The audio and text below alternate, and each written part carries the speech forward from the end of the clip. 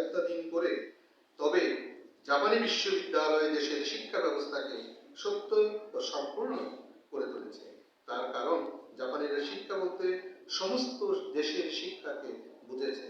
ভদ্রলোক বলে এক সংকীর্ণ শ্রেণীর কথা বোঝায়নি।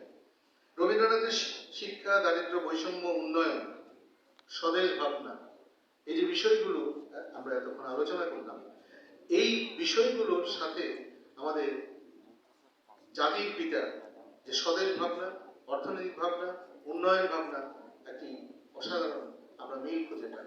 এবং আমরা বুঝতে পারি জাতির পিতা বঙ্গবন্ধু শেখ মুজিবুর রহমান তিনি সবসময় রবীন্দ্রনাথ নজরুল পড়তেন, তার থেকে তিনিও দীক্ষা নিয়েছেন এবং তার ভাবনাকে সেভাবে তিনি সাজিয়েছেন।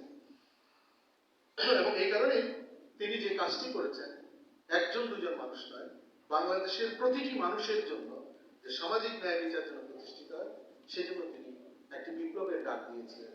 আমরা অভাগারা সেই বিপ্লবের ডাকের যে মর্ম, সেটা কিন্তু এখনো অনেকে বুঝতে চায়।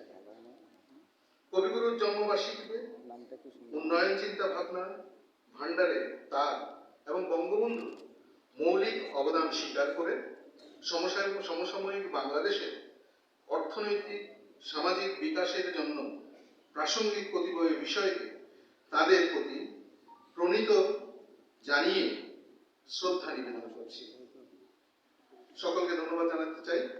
জয় বাংলা, জয় বঙ্গবন্ধু, বাংলাদেশ চিরজীবী হোক। ধন্যবাদ জনাব খলিল আহমেদ, সচিব, সংস্কৃতি বিষয়ক মন্ত্রণালয়।